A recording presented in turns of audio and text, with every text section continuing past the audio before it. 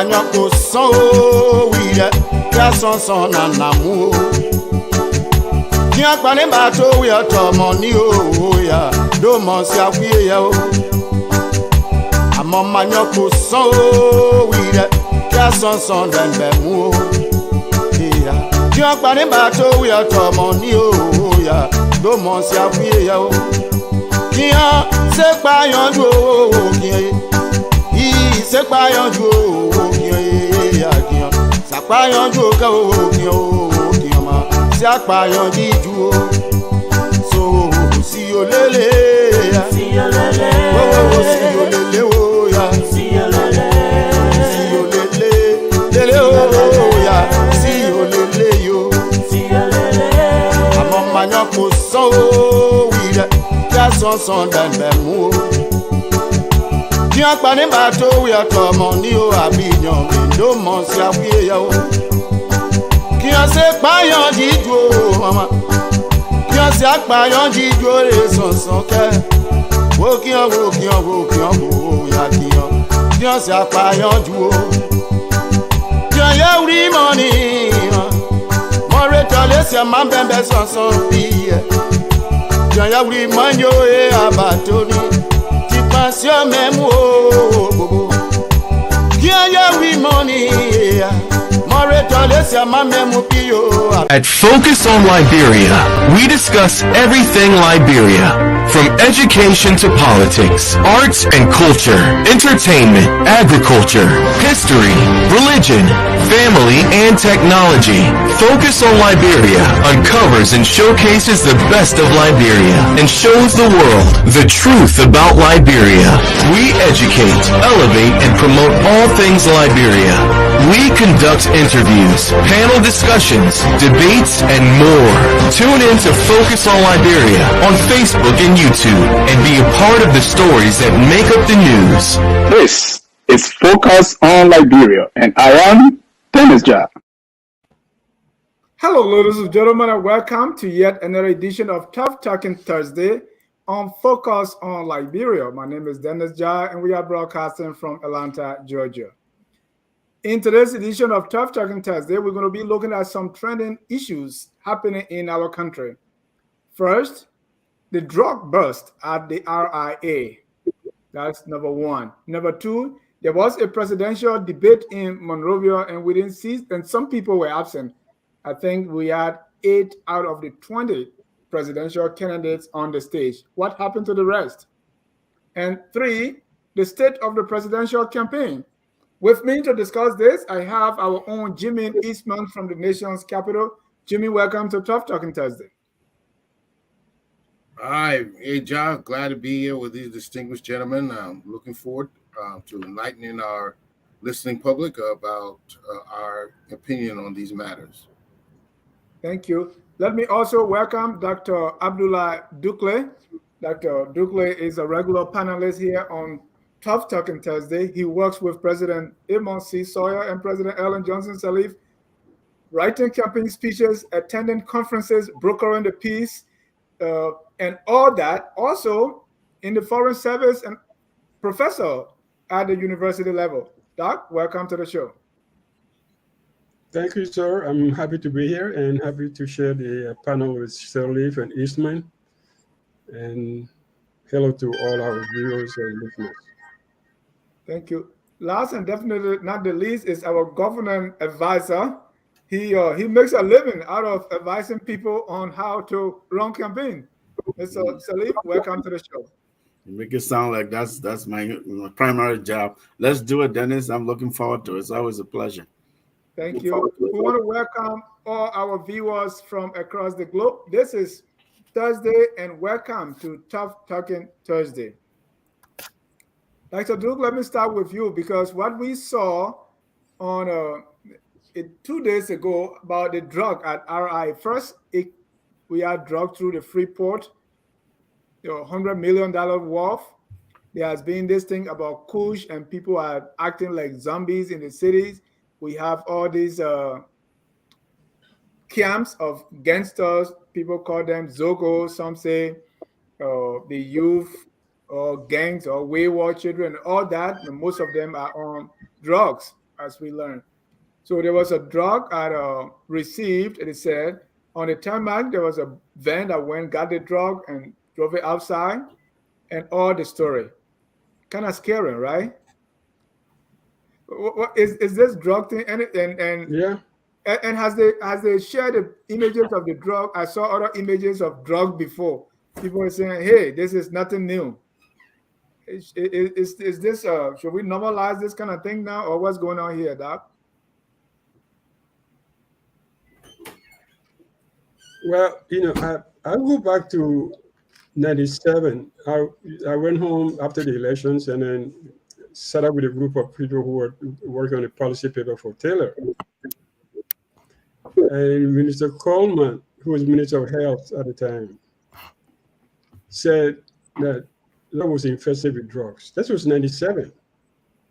And he said the government does not take action, real actions. In 20 years, this country will turn into a drug land. I mean, he's still alive. He said it. And I heard that when he went back, Taylor called him and said, "You don't say things like that." He said, "All these youth you see walking in the street are all drug addicts. And we're not doing anything about it." That was 97. And he said, 20 years from now, we'll see the city full of drug addicts. So what happened? It happened. What's the responsibility of the government? What can the government do about it? Is the government prepared to take actions? Not only from, the importation aspect of it, but also on the consumption on the ground. But one thing we say, which is that we know about these things, and that's the funny part of it, is that we learn about the $400 million drugs, the $40 million, and then the Maryland case, and then the grand jury case where they wanted to burn drugs and people. So people know. So there's a phenomenon that's happening.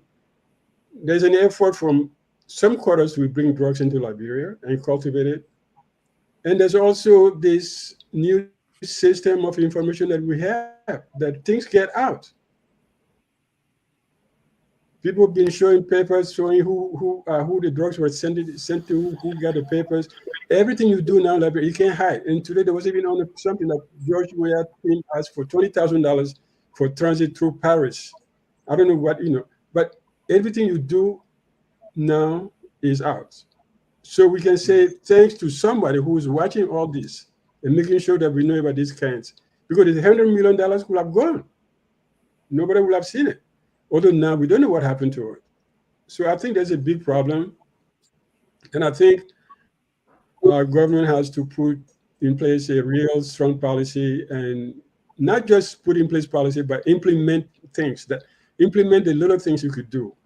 Carry kids out of the street, stop the importation, watch out the airport, the free port. Somebody is showing some things, but we don't know how to have long, what else is passing through without being seen. That's another thing. Because sometimes, dealers say, "Oh, my man, you bring it too much. Okay, I'm going to report you." And then they report somebody, and then they, so and so on. So I think there's a very dangerous situation that we are facing. And it was predicted in 97, and now it's happening.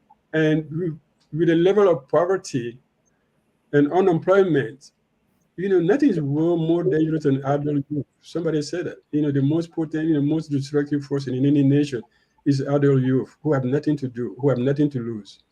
Because they'll do anything for anything. And you don't want that for the next generation of leaders of the country. Jimmy, the drugs, I think police found people responsible. The security head at RIA was fired. President Weah came and said, our hand on inside. What's your reaction to this recent drug case at RIA? Well, to me, it's like deja vu all over again. Just the other day, there was a huge drug bust. And the main people that were charged walked away. We did not come down with a conviction. That shows an issue with our system, whatever it may be. Because if we were tipped off, the drugs were seized. So we have tangible evidence that drugs were in transit or in being shipped from A to B. But we come up with no charge on anyone. It is quite clear that we have to go back and now retrain our system, our people. We have to adapt, if necessary, even adopt policies that this does not happen. This showed a clear weakness in our enforcement of the laws that we tend to follow. It showed the lack of conviction shows multiple things that we have to improve in our system. And so if we do not address that, I can't see how this other bust will lead to anything, because we have not improved our systems. The reason why when we catch ourselves doing something that needs to be improved, we go back to the drawing board and figure out how we can improve it. If we do nothing and keep it status quo, this will reoccur.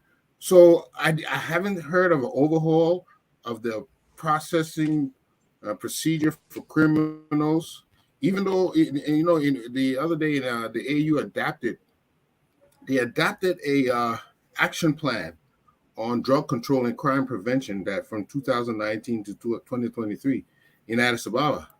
So we have framework under which we can work. What are we doing wrong? And it will come down to the day-to-day actions of police, prosecutors, and courts. And we need to follow that trail and come up with a plan to change it. Thank you. Mr. Salif, you say the prime suspects have been identified, and President RIA has dismissed accusation that his government may be contributing to the growing cases of drug-related addictions across the country. Let's leave the president out yet. But what's going on here, and how dangerous, how dire is this kind of situation? Well, but Dennis, this is the evidence is showing that this is. I'm trying to be careful here, but there's no better way really to be careful about this. The government, there's finger pointed at the government through this. Even the people who are in this particular case have been identified as prime suspects. The other guy was director of security of something at the RIA, who has been dismissed in recent time, who is now pointing finger at the president's AD camp. Chief of protocol. I don't know if that's how proper. Chief of protocol. Chief of protocol. Bondo, imagine the chief of protocol. And so there is some kind of thing happening there, and the government, in those kinds of circumstances, you try to damage control quickly if there's a big scandal such as that, because of course, if you have probable cause that points to the president, chief of protocol, then by extension, you have the president's name dragged in that kind of thing. And, and of course, that's not good for the president personally, but but let's take a step back and look at what this does to the country. The previous drug bust that Jimin is talking about, which was not prosecuted properly, no one was held accountable. Not only does this impugn the country properly, I'm getting some kind of feedback. I don't know where it's coming from, but I can hear myself, Dennis. And so what I'm getting at here is, this is a country that came from a difficult situation, civil war. You have a good swath of the youthful population, and all data right now, World Bank and otherwise, point to Liberia being quote unquote a youthful country, that there's a youth bulge in the country, which means over some 40% of the population are people under the age 35. And so then that tells you there are implications, right? First of all, you came from conflict, you have improperly rehabilitated people who needed to be rehabilitated. You have problem with your education system. You're having problem with governance. You have problem with all major sectors of the country. The problem with the healthcare sector. I leave that out because it's a major component of the governance system. Particularly, you're talking about rehabilitation and drug and psychosocial support of vulnerable adults who were young children who were conscripted in various armed groups, rebel groups that now has rendered them basically useless to themselves. And then you're having a country that is having a reputation of a drug transit center, it's infested with drugs. So people would not want to invest in that kind of country. You have foreign direct investment divested from the country because of this kind of bad reputation. You have serious people who want to be partners with the country will be going away from the country. So there are implications way beyond our borders, way beyond our government even. And so this is something the government needs to understand. The people who are in power and authority today need to understand that not only is it impacting the population, the young people who are unemployed, who are poor, but also the country, itself, writ large. The country as name is being dragged in the mud, and people are not realizing what this kind of thing does to a country, a poor, small West African country. Even big countries, Colombia, this is a big problem, right? They have this reputation as a country that exports drugs and the country that deals in trades in drugs. So the investors that don't really trade there, those are big country with a large population. What about us who are small, underdeveloped, and have all these other slew of problems? Today, Dr. Duke, it was also reported that the custom office at the RIA was burglarized. Yeah. These things continue to happen. The custom office burglarized. Chief of security resigned. First, he said, "Hey, according to the report, that this belongs to Finabono and is Moringa." Right. So how can the now president we as come and say, "Oh no, my government is not, kind of playing deaf ear to this thing"? How can we not hold the president or the government responsible for this? I think it's a cop out for the president to come up and say, "My government is not involved." The government is involved. It's involved because the drug came through the airport. He was on his way out safely. Had not been some people who stopped it. So that means it has been happening. So there's a hole in your government. So you cannot say, "We are not part of it." You're part of it. It's your problem. And the fact that the name of Finabondo was put anywhere on the paper on the issue means that it's close to home. This is like another McGill 2, McGill 2 happening in right now. Because would those guys go to jail to protect her or to protect the real owner? How you put your name on an air bill and say, "No, it's not mine"? Are you chief of protocol? Are you receiving packages for people to distribute them around? Is that part of the protocol job? You not running behind the president for 24 hours a day in the middle of a campaign, and you got time to receive packages from outside and then say it's not yours? I think that George Weah will not understand what we are talking about because he doesn't think that way. Really, he doesn't think that way. All of him say, "Oh, they say Finabono." No, Finabono not part of it. They're not our problem. They're not our government doing this. No, Mr. President, it's your problem. It's coming through your airport, your port, your roads. You're not doing anything about it. And people close to you are getting caught. So it is your problem. But George, you do not get that. It's not free, it's not, how to say, it's not built that way.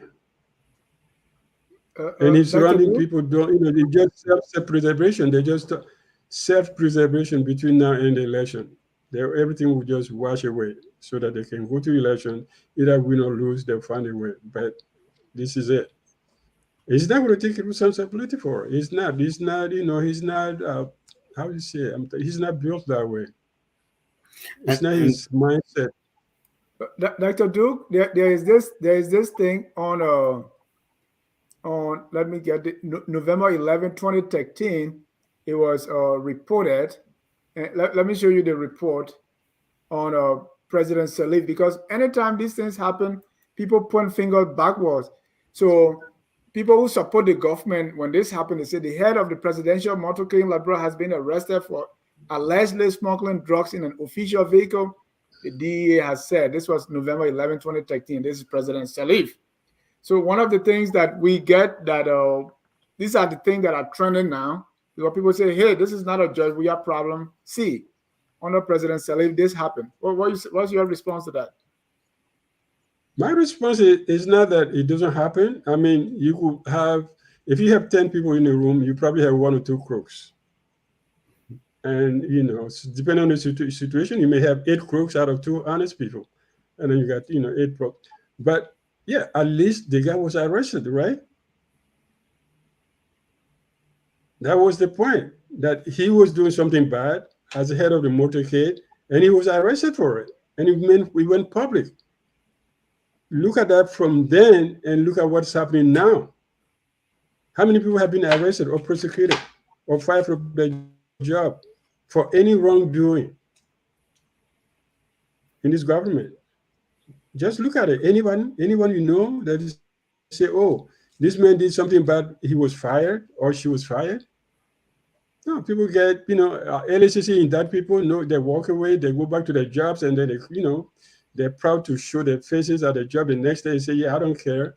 You know, president like me, so I don't care if I steal. You can put anything in the papers, I don't care. And they go back to their jobs. So that guy in 2013 was arrested. So he went public. But now, how many people got arrested for drug issues in Liberia since 2018?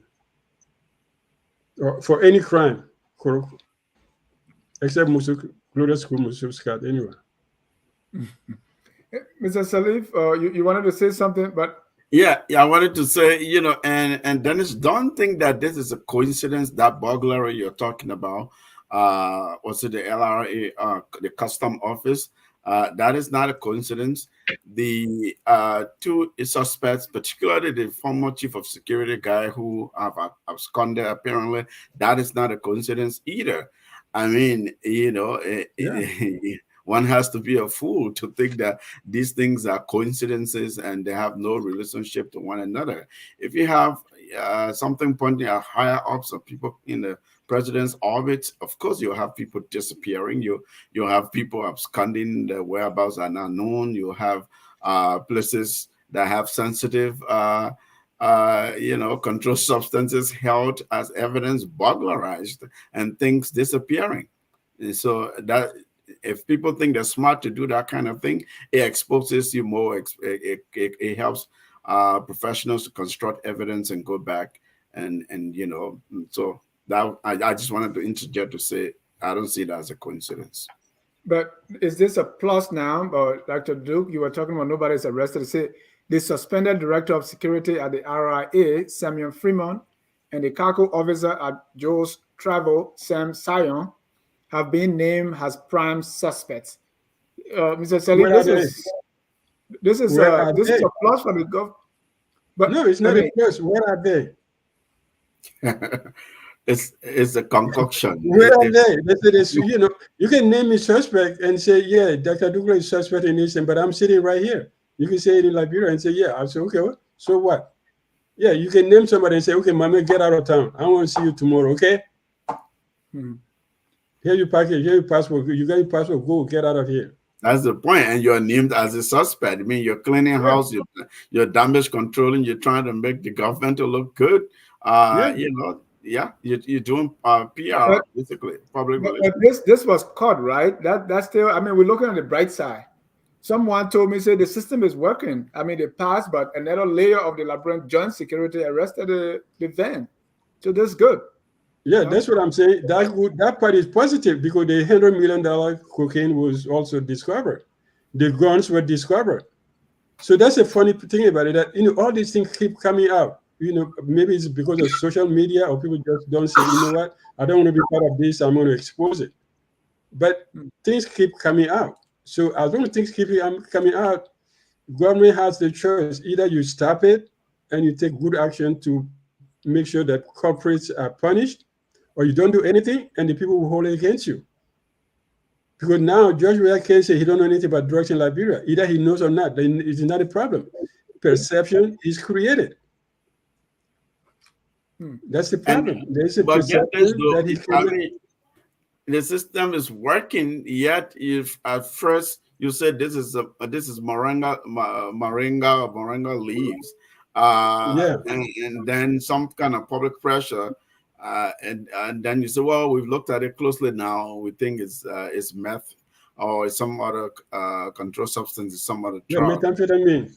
Exactly. Yeah. So that all of these things can be coincidences. I mean, you have to be looking at machinations happening right in front of you. You just, unless audiences that they're playing to are the audiences that are buying it. But no, I'm not buying of that stuff. Wait, and you just reminded me about the guns.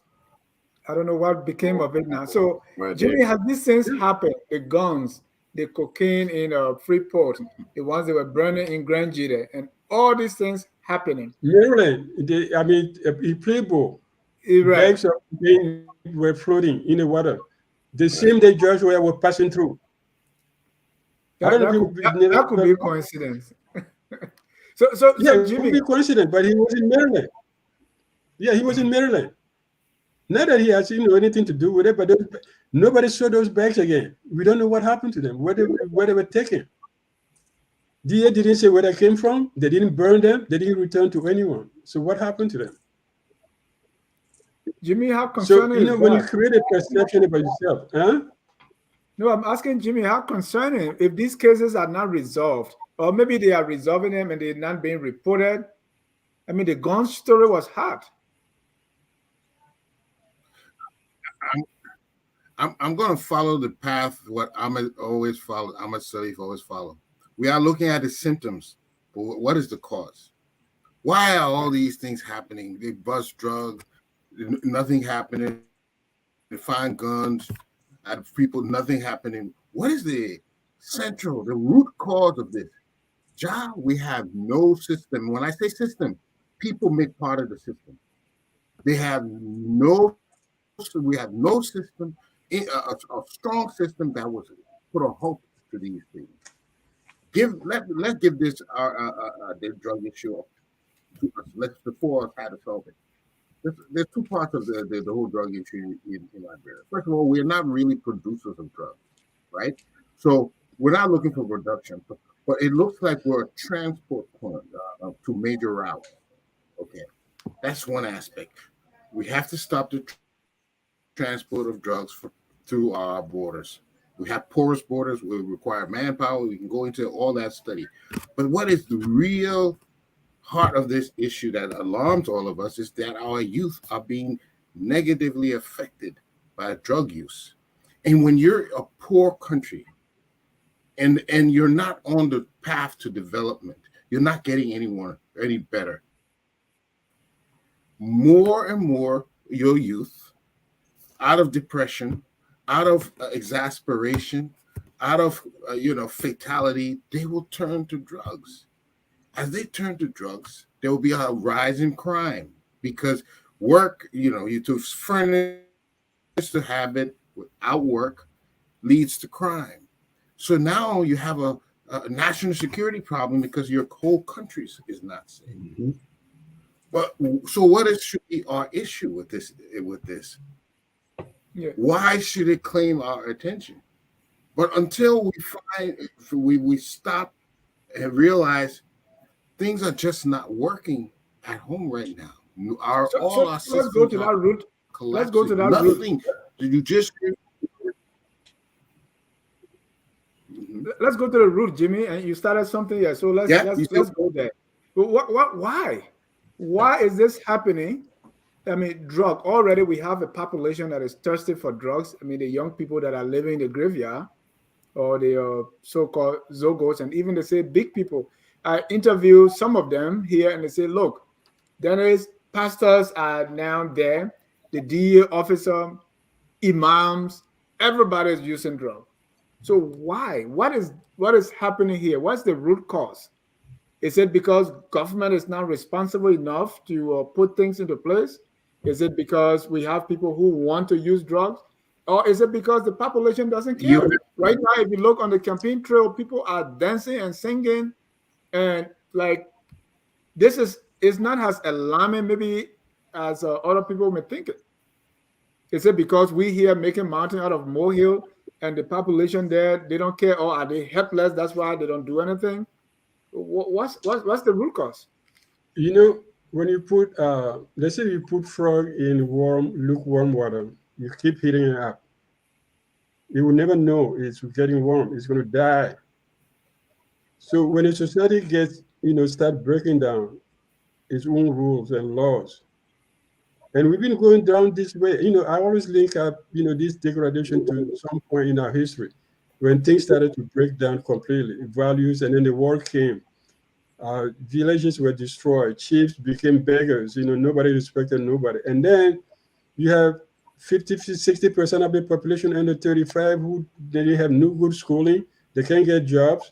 They're idle in the streets. They hustle all day long, going on the hustle. What do? They do everything. The girls go for sex. The boys go for drugs. And like the Colombian place, farmers say, America want me to grow cocoa and coffee. I can grow coffee. 1 ton, I may get $2,000-3,000. But if I grow cocoa leaves, 1 ton, I get $40,000. It's that simple. It's cheap. Drugs are cheap. It's cheap to import, and especially when you have people, some places, people high places, people who could probably help the importation and distribute at cheap price. A drug dealer, a drug addict will always find the money to find the drugs. That's the problem. And then you got the whole society on the run because the man who's drugged will find money to find that drug.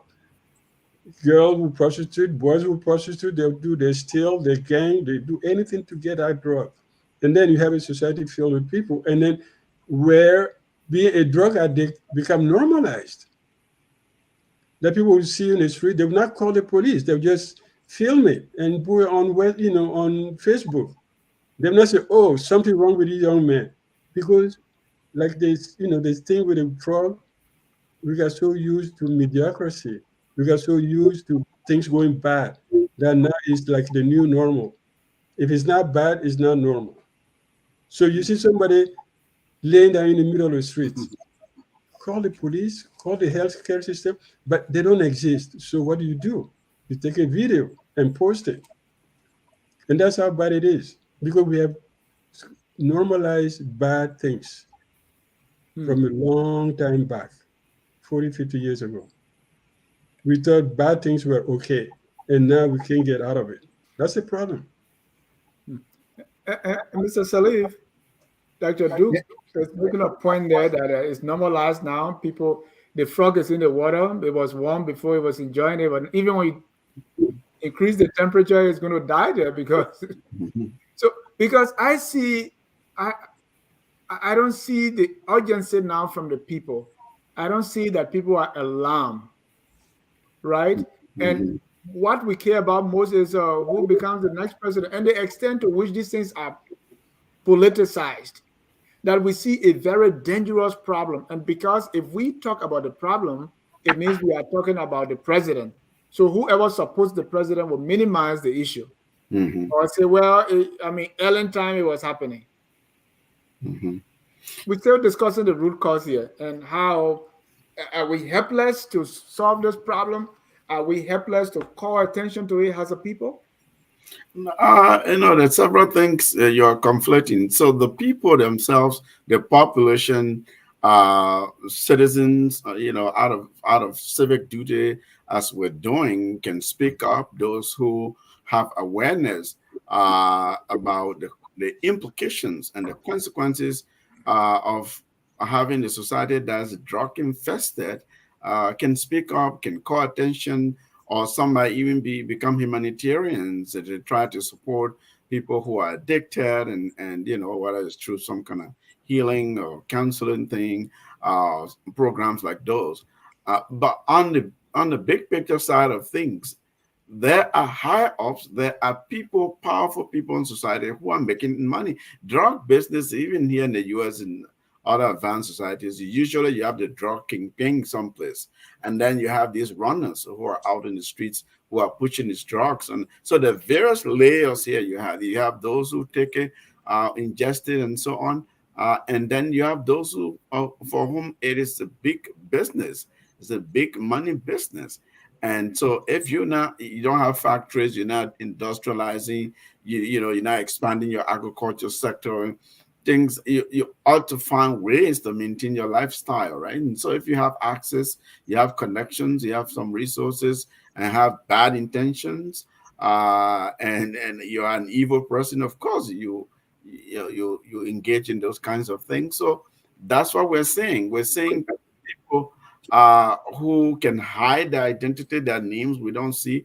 You'll see the lay people are the ones who will be on the run, they'll be pointed out, will be accused as suspects. And maybe, yes, they are suspects because they might be co-conspirators, right? I'm not absolving anybody here if you have a hand in it. I'm just saying we should look at multiple layers here of this problem. The root cause is one of a society where we don't really know how to create anything. We don't know how to grow anything seriously. We don't know how to export anything.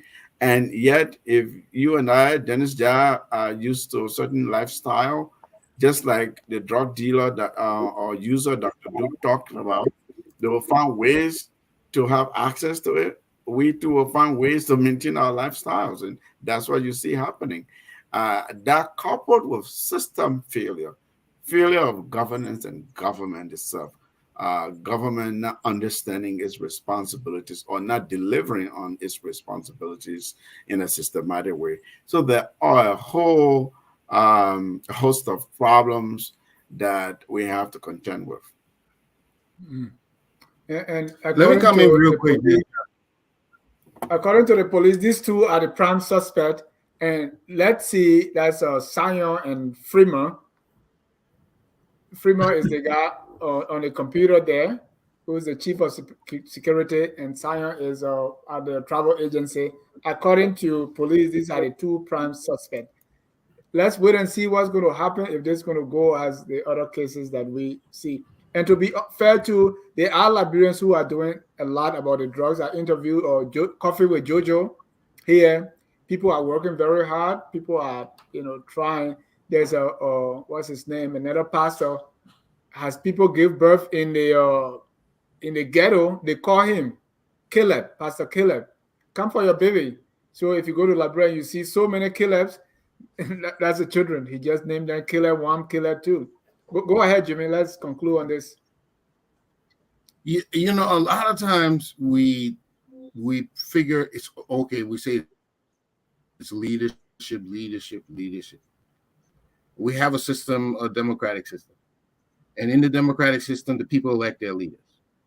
But I want to ask you, can a person, look a child going to elementary school, does a child know which teacher is going to be the best teacher? Can he or she pick a good teacher? No. The only way we're going to start having the right kind of leaders is if we say, unless you can pass through this system where you've worked here, you've done this, you've achieved this, before we will allow you to contest for presidency.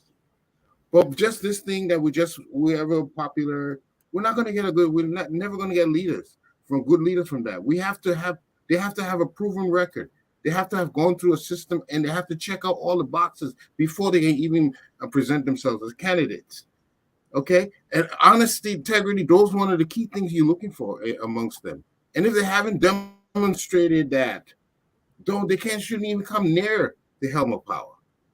So I think even though we do have a democratic system, we need a sifting system before it reaches the level of election. We need something to take out the bad elements before it gets there. And the only way to take out those bad elements is they have to go through a rigorous system that they have to have proven that they, from their track record, from what they've done, what they've accomplished, and the honesty and allegiances. Yes, you have passed the test. It's a general test. No one knows who's in it. No one knows who's guiding these things. And once you've passed that board, then 50 years can go. Then we're sure now, even if we just pick one, we're all looking, that person will be of a certain standard. and integrity. As it is, we can pick anybody. Well, except that in a democracy, you cannot ask people to go through a system of, competence jurisdiction or something. People, the political party should do that, and that's where education comes in. If you have a political party with educated people who can ask the right questions, they weed out the bad candidates before they even put their heads out. But if you have a political party composed of 90% of people who just want something to eat, or who just want to follow an image because they don't know any better, you got a problem. And the Constitution says 35 years old, Liberian, that's it. Either you bobo or no bobo. Our political party, somebody has money. But Doc, our political party is just individualistic. Somebody has money, they can finance it. Boom, it's a political party. No ideology, no philosophy, no set of norms and policies that we follow. So you can't expect a party that originates through some individual bank account to be able to pick who good and who bad. That's not even the case sometimes, right? And that's why when we blame, maybe we say, well, the people are not educated. Like in your example, this is a first grader. You can't choose a better teacher. Sometimes it's the hem of the political system or the political party that is destroying these things, right? You have some candidates who want to be the only rooster in that party. And so they destroy everybody else. So they are the only one. So everybody look up to them. Even when they put people around them, party chairman or party this, they are just people who will sing their praises. So these political parties are being destroyed from the top and not from the bottom. You even have this funny thing called political leader. Yeah. In a democracy, what is a political leader? Somebody who's not elected, who's on top of everyone. You can fire the chairman, you can buy you can do anything, but you cannot touch the political leader who is not elected, but selected. For life. Yeah. That's not democracy. And talking about election, that's a good segue into Jimmy is talking about, when we pick the right persons. And how do we pick this right person? One of the ways is these people make their platform available and then they debate, right? So they will go and debate. So quite recently, I think it was yesterday or 2 days ago, there was a presidential debate in Monrovia. Do you guys know about that? I stumbled on it. Right. So there was a presidential debate. Let me just play you a clip of that. This country again, foundation of honesty, hard work, integrity, obedience to the rule of law. Let's strengthen the law enforcement arm, and when a claim.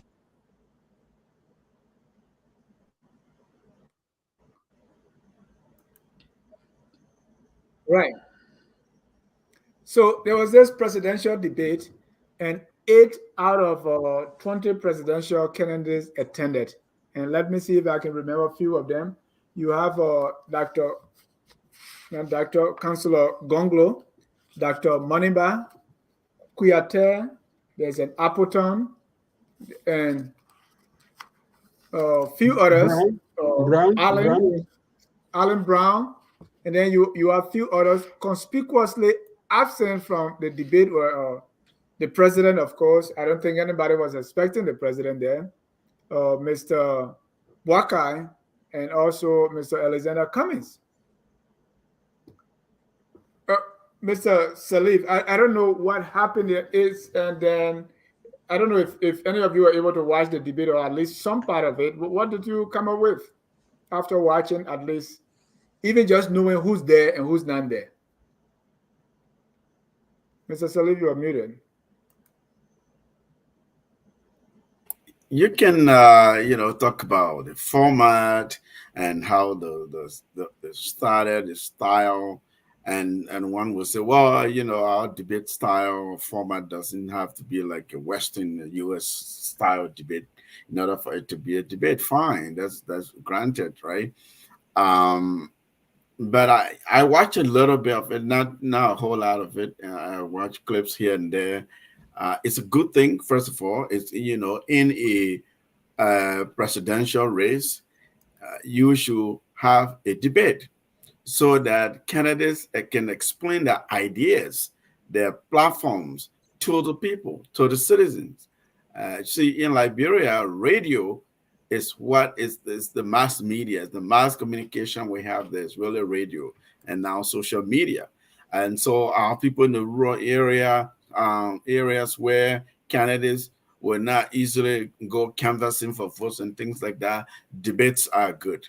Debates are good for democracy. Debates are good for many reasons. It will communicate to the younger generation, for example, that civic and dialogue is better than vitriolic politics and acrimonial politics and violent politics and so on. That's all good. If you ask me why certain candidates didn't show up, why certain candidates, or maybe that's a negative thing, I tend to disagree with that. So look, people run their campaigns, their political campaigns, based on their strategy, and their strategy. There are three key factors to a campaign strategy. One, who are you running against? Who is your opponent? Who do you see as a formidable opponent around whom you want to strategize to win, to have an advantage, or to show contrast? Secondly, what is the political environment? And the third, what resources do you have? How much money do you have to canvas around to really run an effective campaign? Okay, so 1, 2 is debates. In the West here, candidates that are low-tier candidates that are not gaining traction, they look forward to debates. They enthusiastically go to debates because then people hear your message, they hear your stories, and you gain traction. You rise in the pool, and maybe you go to the top.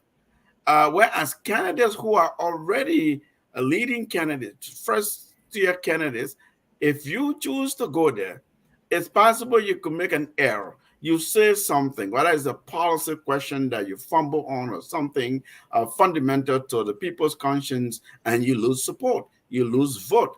Lower tier candidates could also feed off of you. They could attack you. They could really make you be on the defensive, as opposed to you coming to use that opportunity to tell your stories, to win votes and have some minds. And so debates is a double-edged sword. I'm just saying, if a candidate doesn't go there, I don't fault them necessarily. But hey, if you want to lead the country and you believe in your strategy, you believe your message is the best, is an opportunity to also stand side by side and show the rest of the country that these people are not my match, so choose me over these people. So I just wanted to argue both sides of this argument to say it just depends on what their advisors are telling them, what their strategists are telling them. Debate could be a win or lose situation.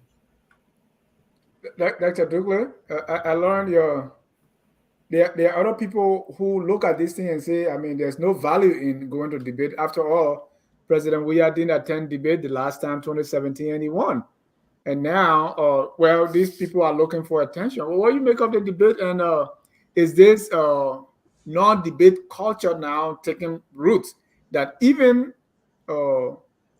Bwaka, Mr. Cummings, who attended the last debate, are they feeling now that they are up there and so they don't need it? Or what's going on here? Well, as Salif said, I think it depends on the strategy of your campaign, thinking that maybe I don't want to be at the level of these guys. So if I see myself as a number 1 or number 2, and therefore I will only debate number 1 or number 2. But my position is different. I think as long as no ballot has been cast, no vote has been expended, every vote matters. So I will always tell my candidate, if John Brown is running for president and somebody call a debate, let's go spend a few minutes and tell him, you know what, time for you to go sit down. Not saying those words, but in a way that he understands that he's not ready. I'll go tell him that. I'll do that in a debate. That's what I'll tell my candidate.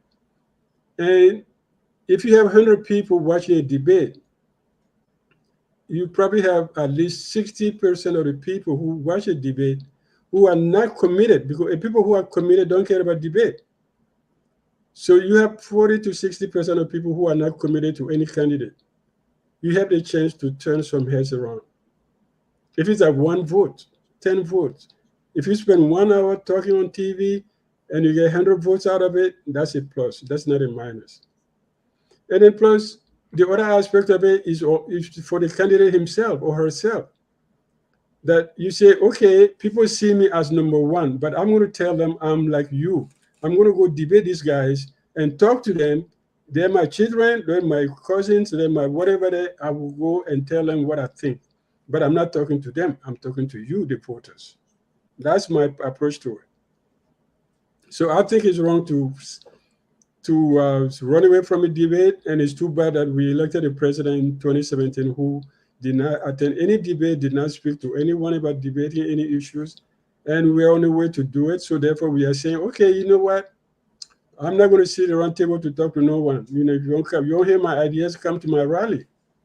But I would say, good debate. Talk to the people. You're not talking to the opponents. You're talking to people who are listening, who are still trying to make up their mind.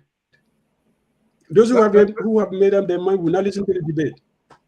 I heard this, Dr. Dukley, and I'm hearing this from someone who I think support Mr. Bwaka. He said the only way GMB will go for a debate unless George Weah go for the debate too. Would this be one? Well, yeah. No. They said that. I mean, you know, Bwaka himself said it, or somebody, his spokesman said it. That's his position. Yeah, you can say that, but Bwaka going to a debate is not about George Weah. It's about Bwaka and the electorate. He's talking to the people who have not yet made up their mind about him. People don't, you know, George Weah is the president. He's the incumbent. He doesn't need to go to a debate if he doesn't want to. But Bwaka is trying to be president. That's why he needs to go debate, even the cow. The last time, I think it was McGill who wanted to debate Alexander Cummings. He said, no, I don't want to debate you. I want to debate George Weah. Yeah. Where is this idea coming from? People feel, you know, this person is not to my level. And I personally, doing this, what I'm doing here, I've seen people who say, hey, the only way I can come if I can have the chairman of the other party come, or if I can have the secretary, somebody at my level. We're trying to bring in CDC USA and UP USA together. And one of them said, unless you bring the chairman, I cannot go low to debate this. Yeah, but that's the ego, because you're not focusing on your message. You're focusing on the other guy. And you lose an audience.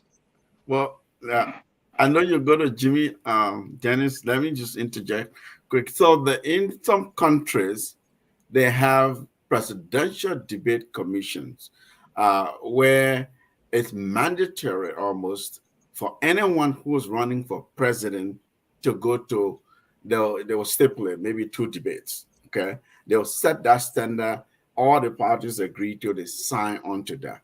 If you're running in a primary to be your party's nominee, that's where candidates have this wiggle room of saying, I don't want to go to debate, because if I go to debate, then I'm top tier. I'll lose instead of gaining, those kinds of things. So the point Dr. Du is making, yes, valid.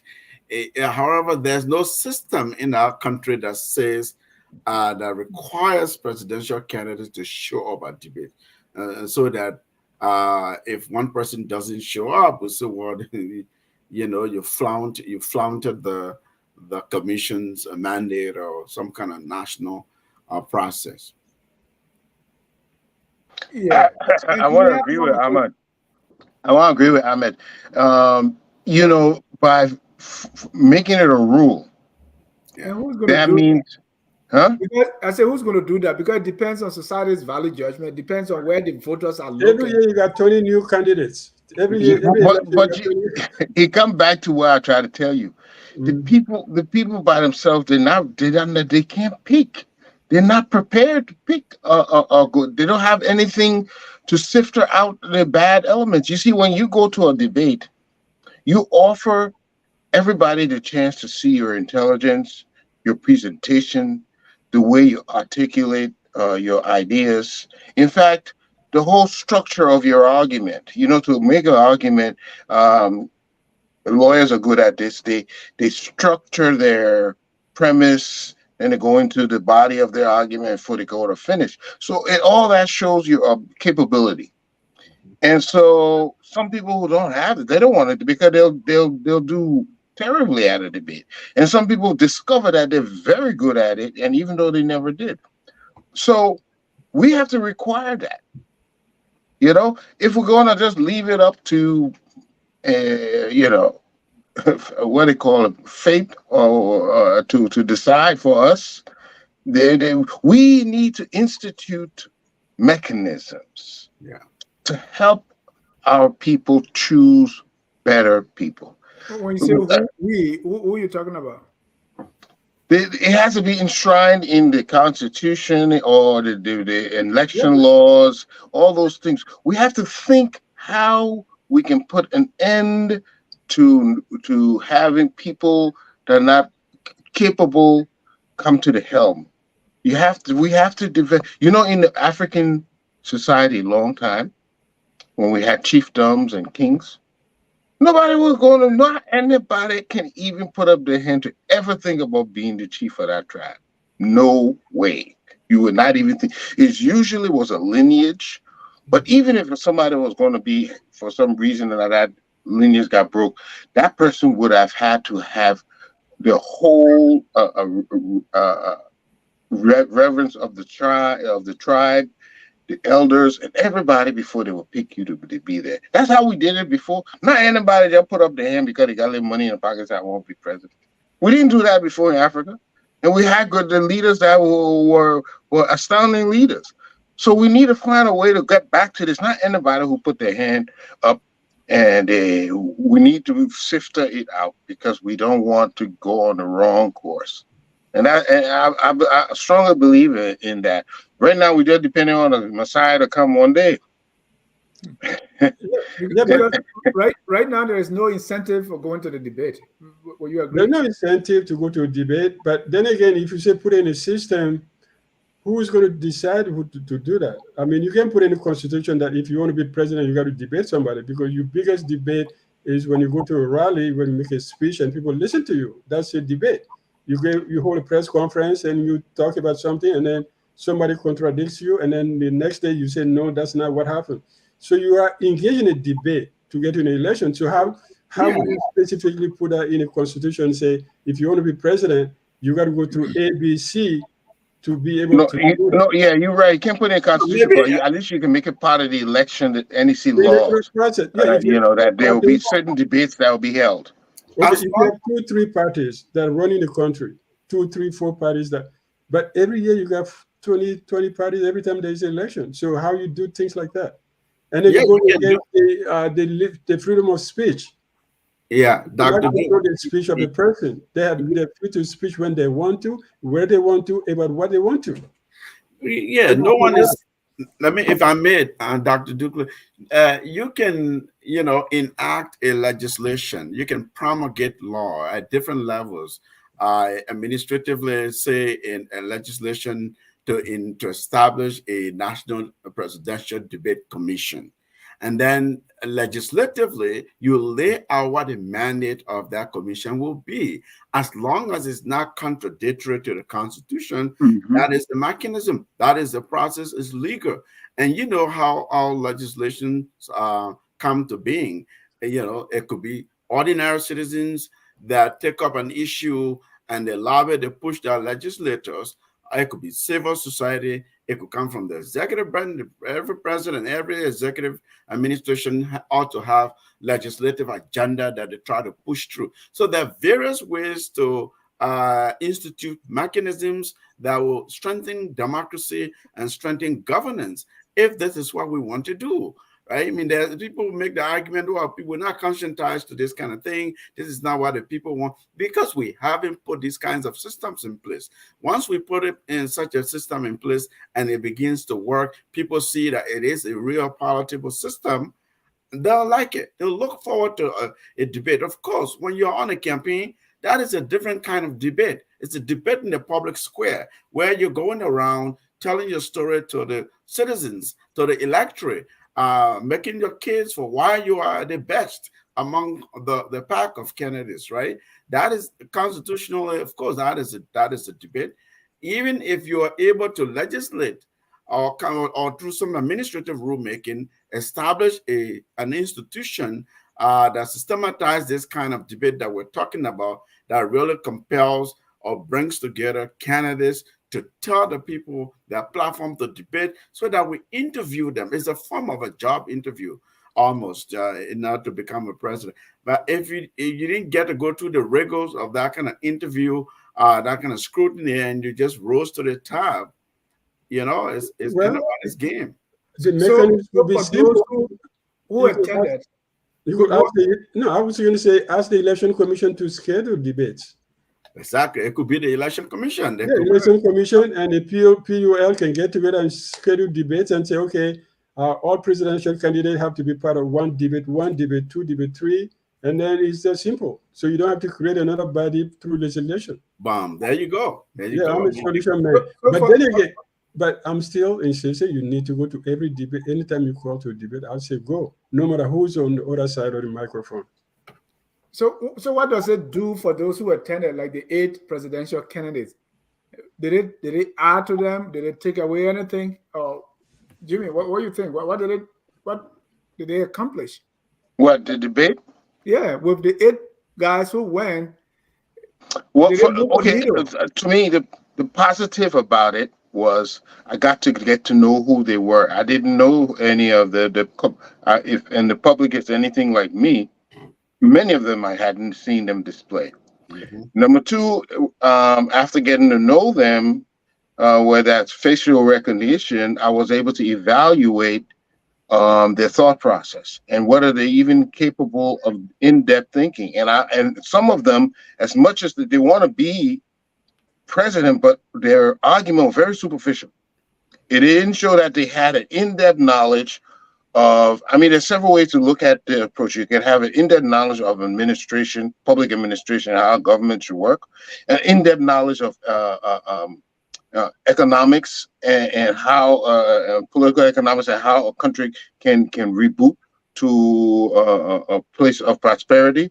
Or you can have that technical knowledge where you know how to put systems together that work in harmony to bring about the goals and objectives you have. So I was able to see that some of them, no. I was very superficial, didn't even know what they're talking about. You might as well be sitting out and drinking a beer and talking politics.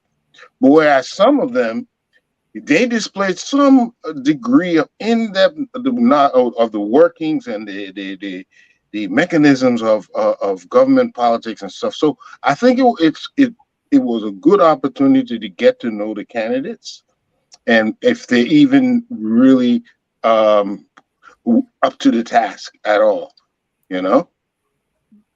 Right. So now, the other way to look at it, and this is what I got when somebody was watching, is that going to the debate show that you are not winning. You are not getting anywhere in the pool. So this is just a place where people who feel that nobody's hearing about them, there's the place they come. So going there, did it cause any damage, Mr. Salif? Well, as I said earlier, it's a matter of strategy. If it's not mandated, if it's not a requirement by a mechanism, right, through the electoral management body, for example, or a national debate commission of some sort. So if it's a primary level, is free fall. If it doesn't have a system like we don't, it's free fall. The strategist, I will evaluate the context, because again, campaign strategy is about political context, political environment. So I'll tell my candidate, okay, so let's do our cost benefit analysis here. What do we gain by you going to the debate? Maybe it's perception. Maybe, it's to solidify your position. Maybe it's for you to dispel rumors.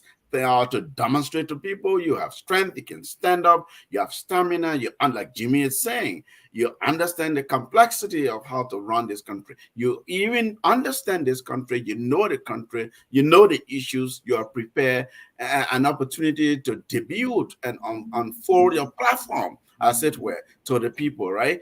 If you think that is your goal and that will get you somewhere, go for it.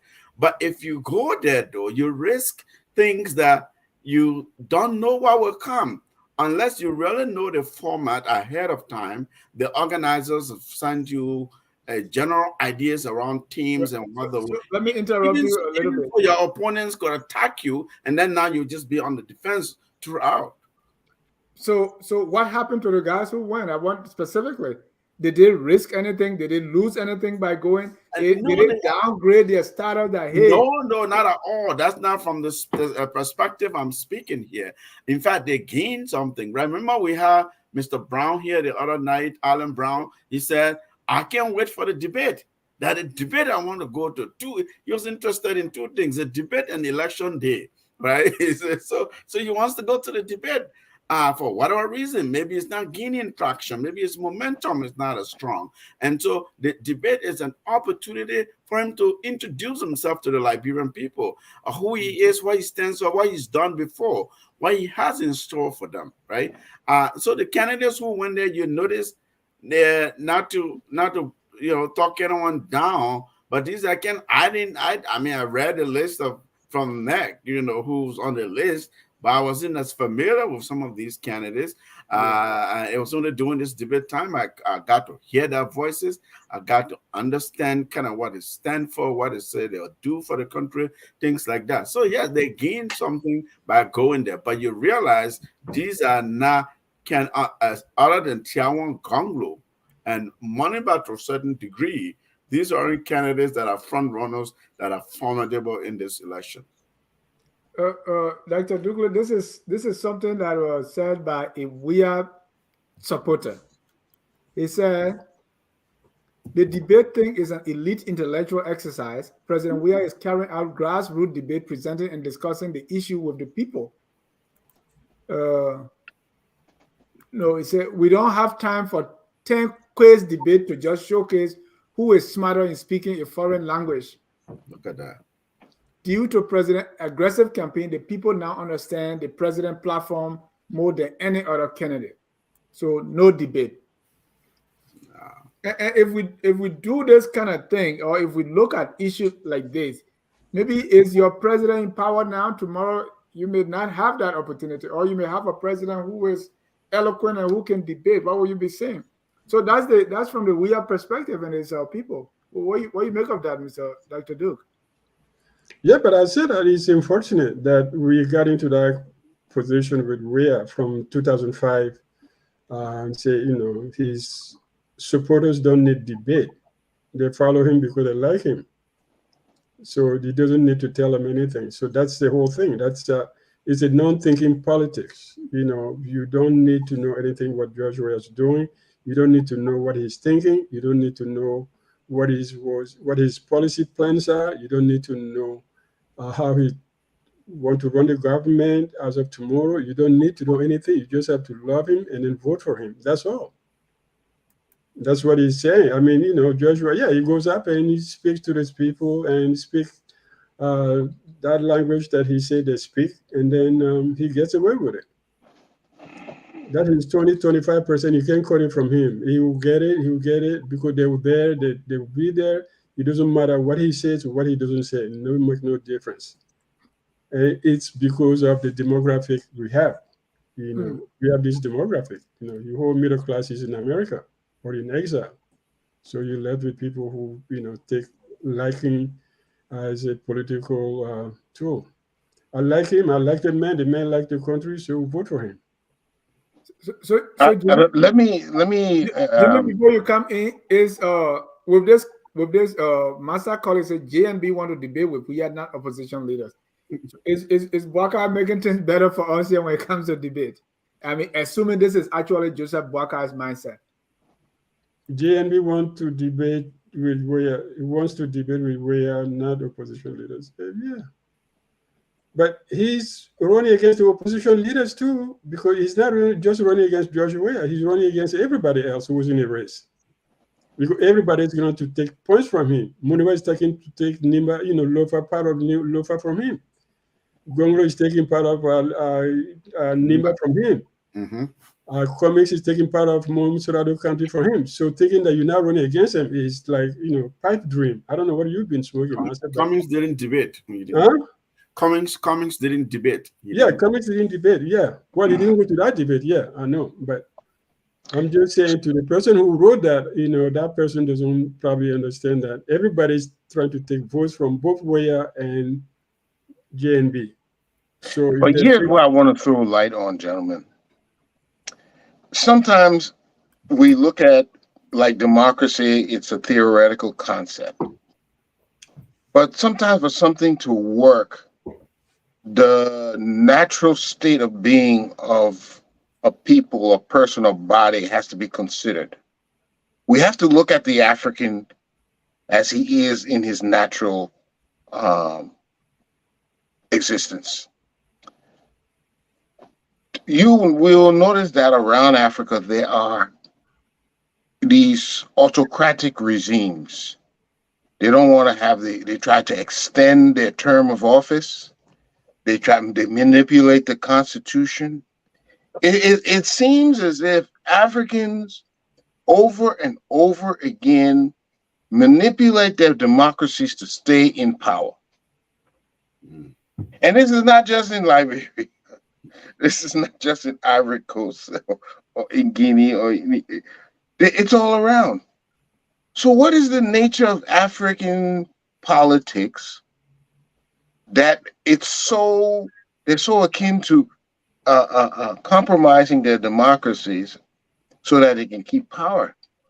And so when we try to apply these things, these intellectual mechanisms like debates to African politics, will it work when they already have the in their foremind that they were ready to even manipulate the democracy, the constitution, and everything else just to stay in power? Do they really want democracies? And this is what I saw in even the current elections. Did they ever go for convention? Why somebody just figures that they must be the one without going through that democratic? I'm not saying it doesn't work, but I'm trying to say this is the nature. This is your nature. You don't want to go through a political debate. You don't want to go through a political contest, really. You just want the power. And I think we see that's how we should see dictators in motion before we continue. And that is why some of these won't work, because in the back of many of these African minds, they're ready to manipulate the system to stay in power. So all these things, we have to re-examine who we are. Do we really want to be democratic? Because the signs are not showing that we do. I think we want to be democratic. I think we like democracy. I think people want free choice. They want freedom of movement, and they want to be able to choose the leaders they want. It's the environment that creates them.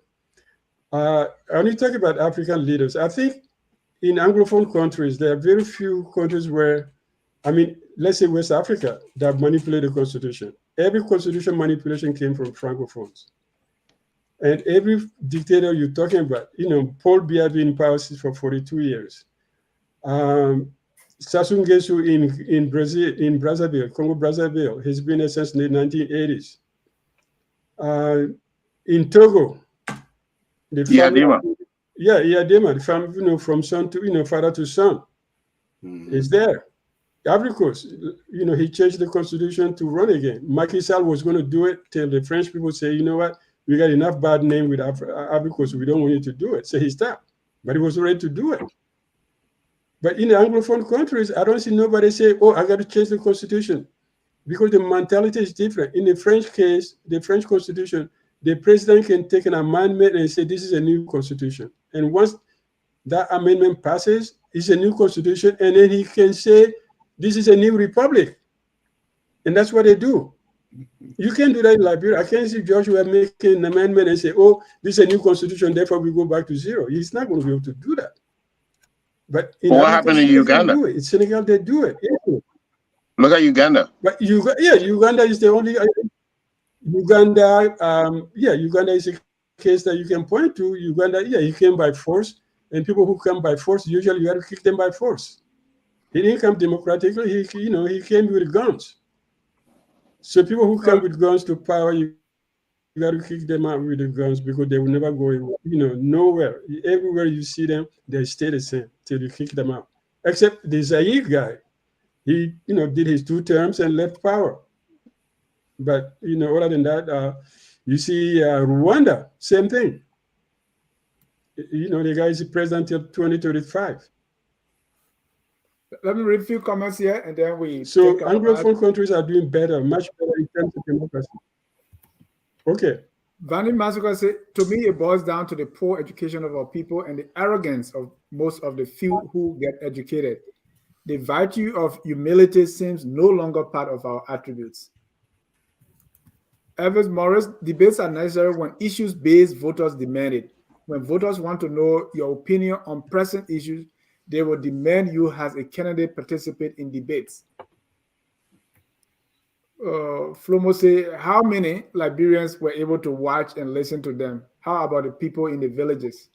That's why I said radio. It's a radio culture. Now people get our news and information through different media these days. Yeah, they got radio everywhere. Radio, Facebook with the younger people, so they're getting the messages. And there's John Colley has this thing called LMDI, Liberia Media Development, something that gets support from UC and other development agencies. They'll go around the country hosting debates at all levels of the ballots and through the through the ballots. Mosi means the candidates should be taking any opportunity they can to get their message out to the people if they are serious. I agree with you. Sekou say GMB can stand up for one. Taking any opportunity, yes, we can stand up for one. Just it said GMB. See, that's why he needs to come improve it. Is it just an excuse not to debate Ellis Cummings or Tiawan Gonglo? They know we won't debate, so they are making his participation conditional to his. Let me ask you, just because we won't have the courage to debate the opponent, does that mean GNB will follow behind him and run from debates too? So backwards. This one. I agree with Yetta. There's no reason he lost the last elections. He lost the last elections, right? So when you lose one election, the next one, you don't let any chance pass by. Because you could be sitting drinking tea when you could be debating and convincing 10 people. I agree. Being more aggressive, yeah. Yeah. You don't sit back and say, I'm the contender, so therefore, I don't agree with that. How on earth can Sam Freeman become the chief of security? Liberians are sitting as idiots destroy their country. Oh, Dave. Freeman is an approximation of a retard. He cannot even serve as head of dead rats. That's too harsh. Well, ladies and gentlemen, if you are just joining us, this is Tough Talking Thursday, and probably Dave is talking tough, but that's too tough. If you want to join the conversation, please call the number. You know what to do. As we talk about the campaign trail, the candidates are all over the place. They are campaigning. Admin, how are they doing? They're doing the crowd politics. They are measuring who pulls greater crowds, and therefore, such a person, such a candidate is, they're measuring their chances through how many people show up or how many people they can bus around. I would say that. So, but on the aggregate, I really like that. We've seen very few violence, if any, which is really good. People are aggressive. They're going around the country, canvassing for votes. They're pooling crowds. They're delivering their messages, some more than others. Some people getting booed in certain places. Few people turning out and telling them, we're not going to vote for you. We don't have anything against you, but we have other and that's what happens in a democracy, right? So that is happening. And now, so if you want to go beyond that, to begin to ask, so what are we hearing them say? What are we seeing the people react to what they're hearing? That I think that is a different level of conversation, because I am not really seeing an organized, consistent pattern other than one person saying these people destroy the country. I'm the fixer. We are the true fixers, and we're here, to fix what they mess up. Vote for us. I'm the best president ever, and then go and enumerate what they consider their achievements. And that's what you should do, right? If you have a record, you have good record. You run on your record. On the opposition side, I'm really struggling to see the candidates countering that message. I mean, it's not to say that the message that this last 6 years been the best 6 years for Liberia is the best and correct message. But I'm just saying, I've been listening to the common side of things, listening to Buakai, lately, of course, the Mr. Buakai, the people, after naming their campaign team and things like that, Mo Ali and others are going on the radio. They're really delineating. I listened to a couple of interviews on OKFM. It was really robust, so that to the extent that they continue to do that, I think it's good for the country. But in terms of just on the campaign trail itself, I'm really still, it's a lot of noise. Thank God, no violence, but clear messaging is still difficult to sift through.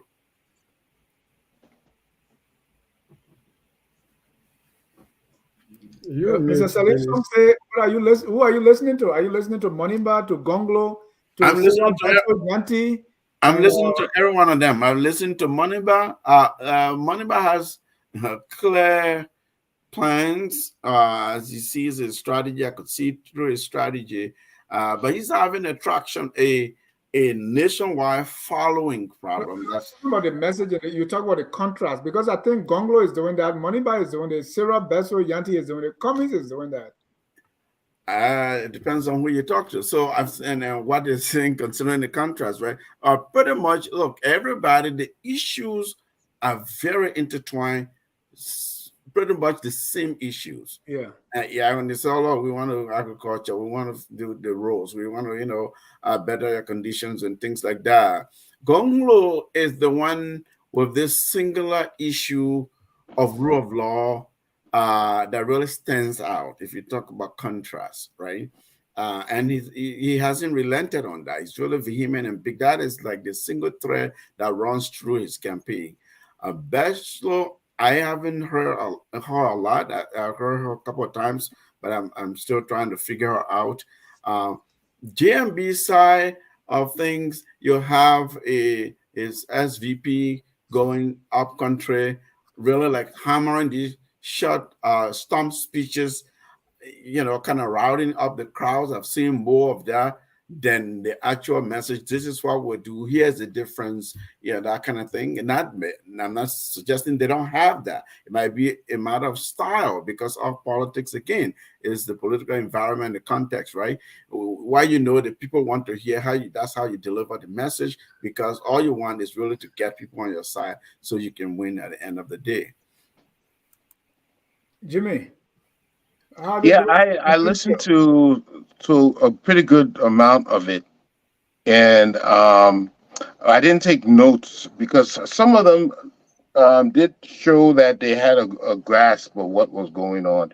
I mean, we know Gonglo here has been touting the legal thing, but he also made mention of some economic things, and I know him as an economist. That's how we first met. We were doing undergrad studies at LU in economics. So I'm sure he has some ideas. And they had a couple of people who want to put in systems, but that's why sometimes you need a series of debates, because you want to sometimes zero in on a specific sphere. Like you can one night for law enforcement and security, one night for education and the capacity building of our people, and maybe one night for industry, commerce, and agriculture. So you see, so for me, I would need a follow up, and definitely. But there are some people who had a lot of good impressed me. They did impress me, that they had a grip on what they wanted to do. Now, one of the criticisms for African politics is that because the political parties themselves are too weak. Yeah, they're not about ideology. And maybe that is something we need to cultivate. Let's, if you're going to run, your message should be wholesome, that everybody can espouse and grasp and move with. And that is, this guy, Celestine Monga, wrote a book, 8 Problems with African Politics. I think for our sake and for our development, I'm not looking at just winning an election. When I look at these things, I look at it in the future, and for generations and generations, how can we improve our politics to make it that we elect the best? And that's all I'm trying to figure how we want to elect the best of us to do this. The best of us is not the one who got a PhD per se. The best of us is not the one who's most popular per se. The best of us is the one who knows how to bring us together, provide the vision, provide the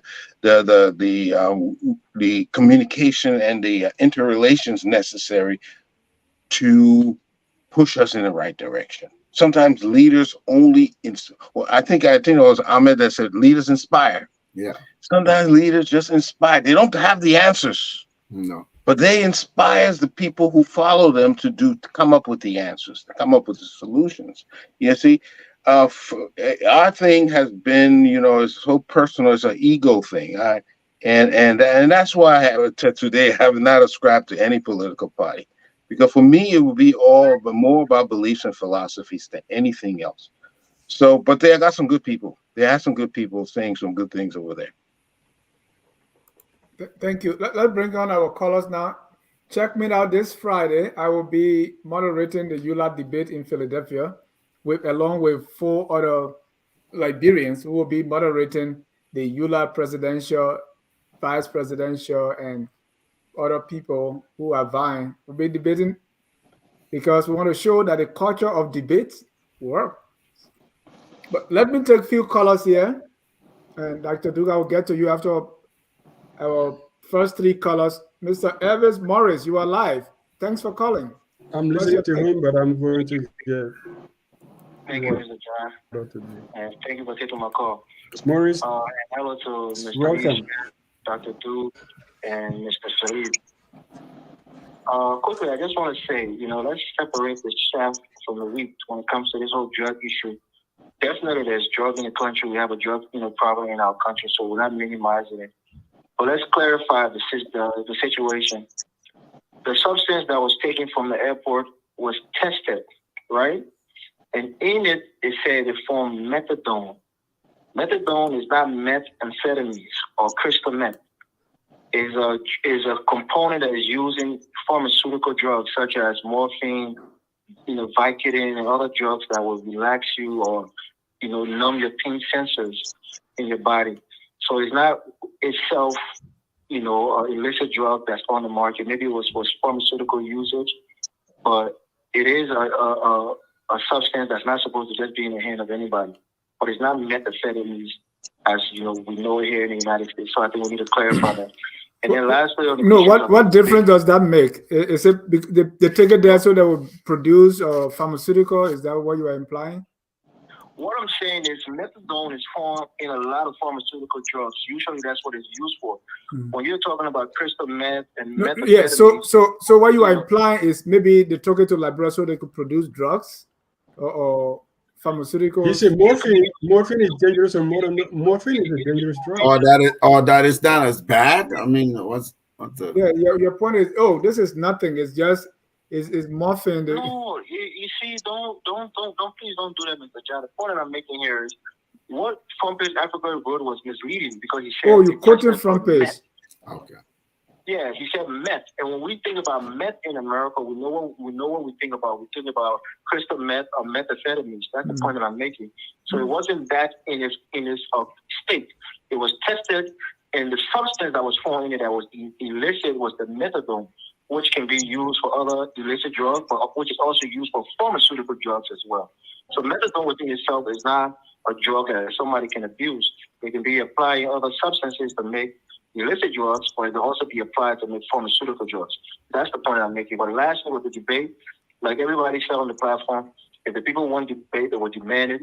If we have a highly, informed population, people will want debates to get the clarifications from the candidate on where they stand on issues, But that's what our society is right now. We haven't elevated to that point in our society.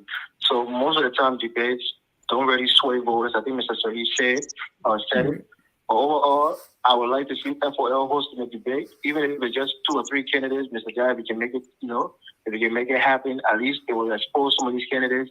Their intellectual capacities will be, on display. And also, how thoughtful their plans are for the country will be on display. Maybe we can keep that in mind for the next elections. But thank you for taking my call. Evans, before you leave, we sometimes blame the Liberians or the voters, right? But just imagine, right? Let's, for a split second, if WIA went to this debate, what do you think will happen? Or if WIA is willing to debate, what do you think will happen? The whole country will like debate, right? Yeah. I don't know, and that's the thing. WIA is a flawed candidate when it comes to. No, I'm just let's assume that he was this guy who can debate, and he goes to that debate as the leader. Don't you think debate will become more important? So what I'm trying to tell you is, really, we put in too much of the people. If our leaders, when they set the examples, they'll do it, right? And I'm using WIA for instance. If you were to go to that debate, everybody will be tuned in, and everybody will be happy and going to the debate. I want to get up quickly, but not to make you feel old, but you're way older than me. Has there ever been a time in Liberia where that presidential candidate was debating, the whole nation was on at a standstill to hear what President Tolbert and his opponent was going to say, or Samuel Doe and his opponent? I don't think we have a culture or a history of that. So I think we have to maybe introduce it into our society, but we don't have a culture of debate. You just cut around my question, but thank you. Let me go to our next. Let me go to the next caller here. That is Flomo Livingstone. Siata, call in because Flomo will talk about you. So call. Go ahead, Flomo. Yeah, very true. That's why I love talking Thursday. Very objective. People call and say it was not a drug. So my question is why it did not go through the regular protocol? Why it did not go through the airport where it can be checked, where all the other goods and other baggage that go through? Why it have to be? Why a vehicle have to go on the wrong way to pick up that package? Mm-hmm. Yes. So why it came into a private plane? So that's my question I'm asking. If it was just a regular moringa according to the government, why it did not just go through the regular thing? When they try to open the boxes, they took out they said the media cannot go in where the boxes were. So that's kind of, to me, like they're trying to hide something, because if you say it's a moringa, you should let the media be there live while you open the boxes. No. But you said the media cannot enter in until you open the boxes. After you open the boxes, then you say the media should come in. So, that to me is like, you're not being, transparent. That's not being transparent. So I agree. When it comes to debate, look, again, 2017, Joseph Imam Boaga debate. He did debate that Jowia escaped. So this time around, he wanted to debate. He didn't say he cannot debate. He said, but unless Jowia show up for debate, then we all can debate. So Jowia can't debate on his 6 years accomplishment he did for the country. 6,000 teachers he said he was going to bring, all that, the Lone Star Airline he promised to bring. So we can ask him on that question, where are all those things? Where are the promises? And one of the things he made as a leader, he shouldn't have said that when on his campaign trade in Bon County. He said a $100 million drug that will capture, he told a different minister to burn the drugs. So as a leader, that's all you're going to do? Just tell them to burn the drug. Is that all? That's how a leader sort of, behaves? By right, sort of tell the people to find out who brought the drugs in. So that's the problem we're having with lack of leadership ability. And I know the chief of protocol is on that list. So why is she not being suspended? Why is she not being fired? Why is she traveling with the president of the United States with all that allegation on her name that she's found for that package? So why is that telling us that? Maybe he know about it. Maybe the president know about everything that go on. That's not the first drug that came to the airport, according to the security guy that was talking, the airport security man. They said millions of dollars have passed through that are complicated, and they gave it up to down. We don't even know what happened with all that $1 million that was seized to that airport. So we should be asking all that question. And you said about the gun, which is good point. Since that gun came into the country up to today, we don't even know what happened, what's going on. That's all national security. Thank you. Great show today. Thank you. Anyone who is asking, who is using the presence of President Weah to a debate before they go there, is like the guy who said, "Oh, my taboo is I can eat dragon egg." That means that person doesn't have taboo. So anybody who say unless Weah comes, I will not go, that means that person too doesn't want debate.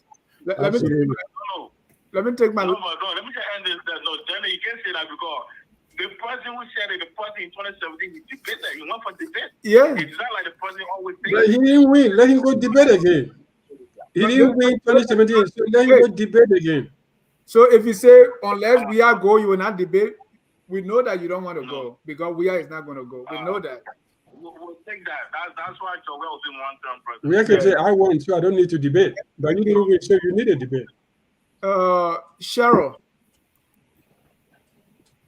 you're live. Go ahead.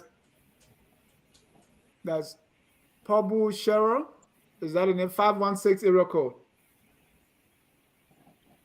Oh yeah, I'm. Hello, can you hear me? Yes, sir. Your name and where you calling from? Yeah, calling from New York. What's your name? Ephraim. Ephraim. Okay, go ahead, Ephraim. Okay. Well, the first thing I like to do is make a comment, and then I have a question for, I believe it's Mr. Eastman, I believe. So the comment I like to make, I think when it comes to who is qualified to become president of Liberia, I think we need to focus on our constitution. We need to be able to give anyone who thinks they can rise to that occasion the opportunity regardless of what their background is. I think that's something, because the person has a PhD and someone just has a high school, is a high school graduate, doesn't make much of a difference the way I see it, because it's always about the substance and what the person has to offer. Now, the question I have with Mr. Eastman is this. Mr. Eastman he asked a question about democracy being for Africa. Do we want democracy in Africa? Do we want democracy in Liberia? And I'm paraphrasing it, so not quoting you directly. The question for Mr. Eastman is, what type of government would you like to see? And I'm not talking about Africa, but in Liberia, because we need to focus on the problems and issues of Liberia. And I will stop there. Thank you so much. Let me get my last caller for the night. That's Mr. Aliyu Kamara. Yes, Dennis, thank you for having me. Hi to the panelists on tonight. Great show. Listen, Dennis, change is here. Change is coming. We keep asking for a distinction. I don't know what kind of distinction you want, Dennis Jah. Before the announcing of this campaign was already going on. endorsing their platforms months before the actual campaign date. But the debate, let's talk about the debate. Look, such a time, such a condition. First and foremost, Joseph Boakai was not in the country for the debate. That's one thing. And second is that does Joseph Boakai need the debate? I know we all have our analysis and our opinions about it. Does he need the debate? Does he have to go to debate anyone in order to win these elections? The answer is simply no. The reason why George Weah won the election in 2017 without going to a debate was because George Weah knew that the debate was irrelevant to that of his popularity at a particular moment in time. He understood through his political architect, that the decision was already made to make him president. I believe that is wrong. It's not that. It's because Weah cannot debate those people. That's just why it is. That's why he stay away. Not because he was going to win. I wouldn't take the route to be condescending. No, I'm not condescending, but Judge Weah and those people couldn't debate anything. It's not being condescending, it's just being factual. I wouldn't go to that level to say he's not. But to say he knew he was going to win, that's why he didn't go to the debate, I don't agree. But go ahead. I understand, and I respect that. What I'm trying to say to you, Inashia, is whether or not Judge Weah went to that debate in 2017, decay would have won that election. So Judge Weah sat and say, well, why waste my time? Remember now, do not forget, 2011 debate, Judge Weah was in it. 2005 debate, Judge Weah was in it. Do you know that? Judge Weah was on the radio when they had John Colley and other people. Judge Weah was in the debate. Whether or not people laugh at him, he was in the debate. So Judge Weah is capable of debating. Now, if he's going to debate to you and me taste, well then, again, like Ahmed always says, it depends on who you talk to, right? But Joseph Yuma Boakai in these elections does not need to debate anyone. Cummings is almost in fourth place. The other guys, all of those guys you saw in the studio, Kuyate, all of these other guys, these guys are actually irrelevant to these elections in terms of numbers.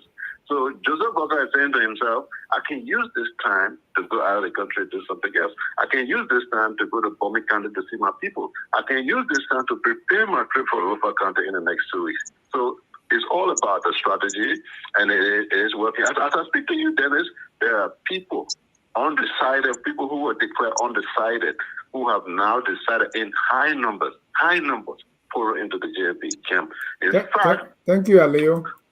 Most of the leaked information that we're getting from CDC are coming from citizens who are within the CDC but at the same time supporting Joseph Yuma Boakai. This is a hurricane, a political tsunami. We are going to clean this thing on the very first ballot. Thank you for having me, Dennis. Thank you so much, and talk to you on October 15th. After this, no. You see, people already start to measure the drip. I don't know why Aliyu is not in Liberia. You know, can I go on, Jay, and respond to some of these things? Yeah, go ahead, Dr. Duke. Mr. Morris, you did well. You tried well to explain this drug issue, but somebody got fired. Somebody's on the run. The chief of protocol name was mentioned. The president went on the air and said, we got nothing to do with it. We have a problem, my friend. If all of that happened about something, and then you say you can make morphine. Morphine is more dangerous than some of the drugs we're talking about today. The people go in a light bulb and take something from there to smoke it and use it. Yeah, I mean, you don't trivialize these things. I mean, this is a drug. The chalk ball, the black ball they write on. Yeah. Take that and smoke it. Oh, really? You're talking about drugs coming to the country and you say, oh, no, it's probably pharmaceutical. There's nobody making aspirin in Liberia. Nobody's making tablets in Liberia. So who's the pharmacist? Who's going to do that? Somewhere in the jungle, somebody got a pharmacy someplace making drugs? Come on, Maurice. when somebody say those Joseph Boakai need a debate, I would say, yes, my friend, he needs a debate because he's not president yet. He's a candidate. You can say, let's set up the perimeters. Let's say, okay, I'll debate Gongolo and Moniba because I have to take Nimba from Gongolo and I have to kick this boy from Lofa, my nephew. So you debate both of them. And you should have stupid AI to go running against you. You are not president. You can decide what level you need to, at what level you want to talk to people. This is, you create an ego for somebody who wants to sell himself as a humble person. Let a man decide. Don't be going on. No, you can't debate this way. They're children. That's why you need to debate them, to tell them you are children. Wait for your time. I'm ready, but you're not ready. I got a plan. You don't have a plan. If you can't do that, then you're not ready. That's my point, and I'll keep on it. Debate or no debate, you don't shun debate. You're not talking to your opponents. You're talking to the people who listen to you, you voters, you country people, the people you want to serve, and listen to you on the radio. Some spending their money to buy data to listen, to watch it. And you say, no, I'm not going to waste my time to talk to Gongolo. I'm not wasting my time to talk to Moniba because they're children, or Allen Brown. No. You're not respecting me as a voter. Exactly. Because I sit on my radio, I want to listen to you. So that's my point about the debate. You can say anything you want to say. Anybody can say. I don't think politicians have the latitude in a democracy to say, I don't want to go to a debate because John Brown is not coming or Alicia is not coming. No, that makes no sense. Who are you talking to? You talking to your opponent or you talking to the Liberian people? Thank you. Jimmy, anything for our callers before we go to Tabata? Yes. I appreciate the question from the caller. So he asked me what kind of government I favor, and I'm going to submit that I favor what we call a social democracy. In a social democracy, you have participatory and direct representation. Participatory where a group will resent or people resent you, or the people themselves representing themselves. What they do in a social democracy, they try to promote social justice within the framework. Capitalism is capitalist plus mixed economy, and the whole aim is to accomplish and evolve a commitment to more equal, equitable distribution of the wealth in the country. In other words, we're not going to let the people, starving people, the poor people, continue being poor while some of the wealth in the country is being squandered doing all sorts of other things. Okay, if you want to know the countries that participate in that kind of democracy, there's like Germany, Austria, Sweden, Norway, Denmark. These countries that I just mentioned have the highest satisfaction of their governments. And I'm not talking about the colonists like Britain and France who are exploiting the riches of Africa. I'm talking about they found a middle point that they can be balanced, that your people, even if you're not in the rich group, you're still living decently. Why? Because your interests are being sought after. The representation is there. We have a way in all types of democracy of leaving people out. And that is what I'm trying to, we need to avoid. I think everybody has to be taken care of and not some people left out. So that's the more kind of democracy I believe in. And if you wanted to know. And we'll talk about the debate. Like I said, Ahmed and Duke, they just talked about it. I think we should require it. Mm-hmm. And we can require it through various legislation, various things, but we should require it. Why not? Why not they can't come to us and tell them who they are? All we have to do is say, okay, my man, you want to be president? Fine, come talk to us. Come debate. Show you who you are. What's wrong with that? Why must these our leaders be off? They are not above us. They are supposed to be our servants. We have a mentality making these people, putting these people above us. They're supposed to be working for us. So you won't work for us? You say you can't go on debate? Why? I think we should. These things should be a requirement, only because it would help us get to know the people better before we elect them, and that's what we're trying to find out. And that's on my position. Thank you, Mr. Salif. The callers, I mean, you know, it sounded to me like these are just samples of what we have in Liberia, right? People have their positions, people have their candidates that they support, and therefore, when they call, you can clearly hear in that. It's Mr. Aliyu Kamara. I like him because uh, he is very clear about where he stands, for example, and he knows how to defend that position. That mean there are many. And you like that. You like when he defends his position. Yeah, I mean, I like that. Yeah, and not just for Ali, those who are very articulate about their candidates' positions, why they believe that their candidate is the better candidate and they'll win. You know, and they do it in such a civil way. That's what we're looking for. I mean, the Cummings people, there's some of them that are overzealous, there's some of that are very calm and passionate about their candidate. They will talk to you about Mr. Cummings, and they believe that he, is the best in the race right now.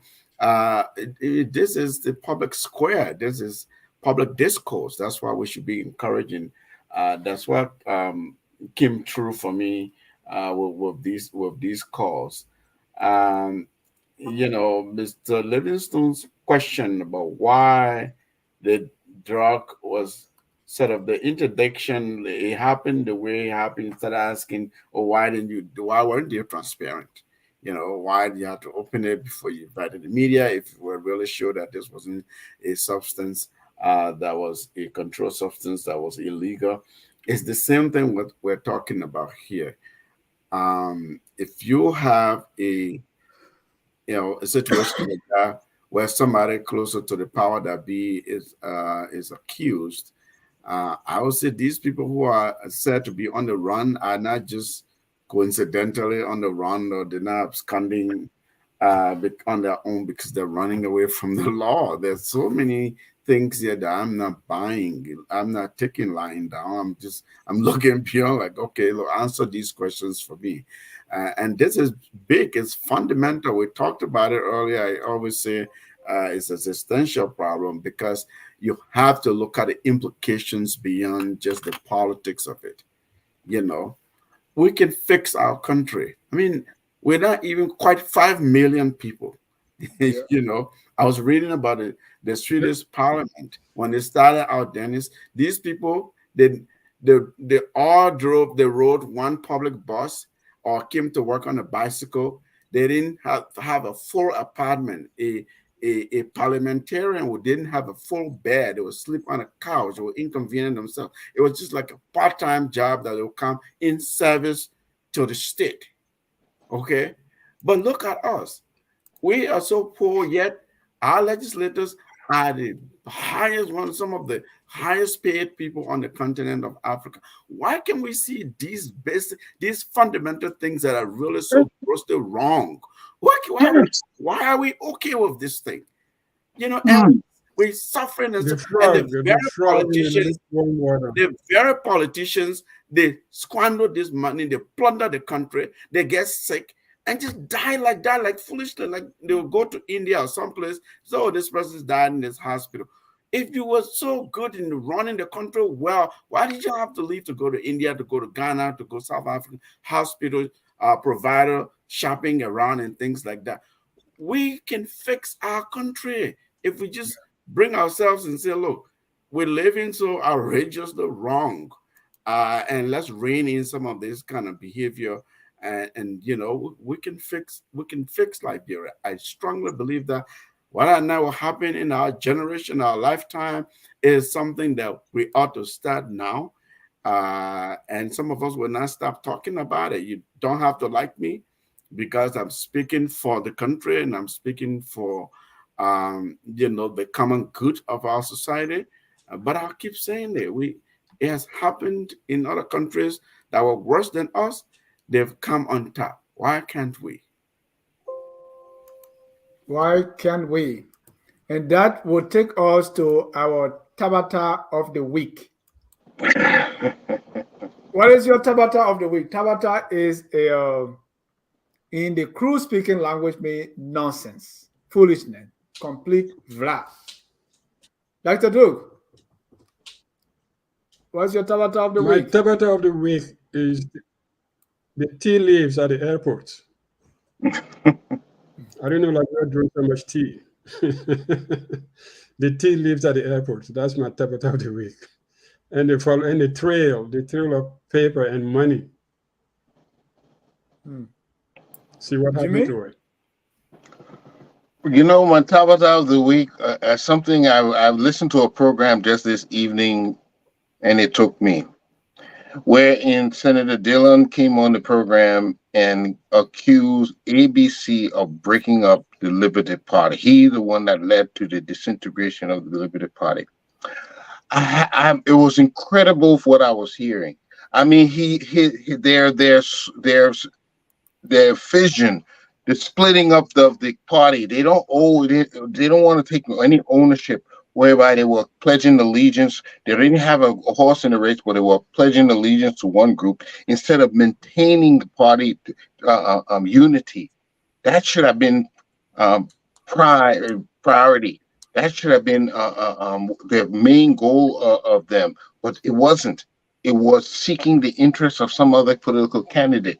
And then you come on stage and accuse someone else of breaking up your party. For me, that was the biggest Tabata I heard this week. Mr. Salif. Yeah, my Tabata is these suspects, these drug suspects. Dr. Duke, I'll follow the tea leaves. These drug suspects that are on the run. It's a fiasco. I think there's more to the smoke. We need to follow the tea leaves. Before my Tabata, there's a news that always keep putting the rope and nothing happens.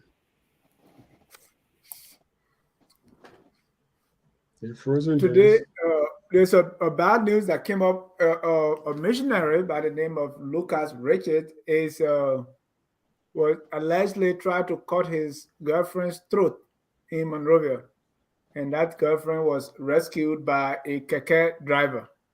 And so you see the girlfriend there, and this guy is a missionary. You can see the picture there. Thanks to everything Liberia, he's baptizing people. He's a missionary. Got a girlfriend. Whatever happened, try to cut the girlfriend's throat. It's a sad news. What's the missionary do with a girlfriend in the first place? Yeah, the wife's there too, right? Girlfriend and wife, you got a white woman. Yeah, looks like he has a wife. Sad. Okay. Nothing to laugh about, but yeah, it's a sad news. Yeah. My Tabata, and I don't know how it's supposed to be, but I think in the court case involving the former Chief Justice, I think anytime they go to the case, she sits with the rest of the lawyers. So today they say, no, you can't sit here. You got to go on the prisoner bench. I don't know how it's supposed to be. So, and so that's what happened in Monrovia today. Or say no, you're no longer Chief Justice. Go on the prisoner bench. Go join the rest of the people. I don't know where this case is going. She's a lawyer. Has she been disbarred? She's there as a lawyer. She's representing herself, so she should be with the lawyers. She's not representing. She's not going pro se. She's not representing herself. I think she has lawyers, a team of lawyers. Yes, she has lawyers, but she's part of the legal team. So you typically sit with your team, But in Liberia, they actually have personal benches. Like, yeah. But my Tabata of the week is the president's statement to say that the drug business, we don't part of it. I mean, how many times you're going to pick these one things and say, oh, no, this one, then I'm me? Because we have this mentality in Liberia that Yeah, it's not the president or the people surrounding the president, which I always found, very funny. And every time there's something that happened in Liberia, if you support the government, you really don't see anything much. You kind of either downplay it or see where it happened before, and because of that, we don't get to solve any problem. And like the example I gave, all this thing about debate, if we are say he was going to the debate, the whole country will be on fire. All the sedition will support the debate, will like debate, and this politics. And people will say yes, And to the extent that we don't care for what is true anymore. We don't care for what is right anymore. It's just what what side our so-called political leader, as they call them. I just hate that name. It's just like somebody in church, instead of calling yourself the pastor, you say religious leader. Religious leader, yeah.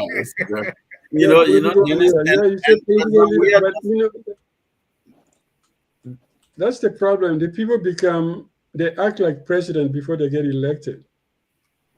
And that's why they leave so many people on the side. And by the time they get there, they probably don't know anything.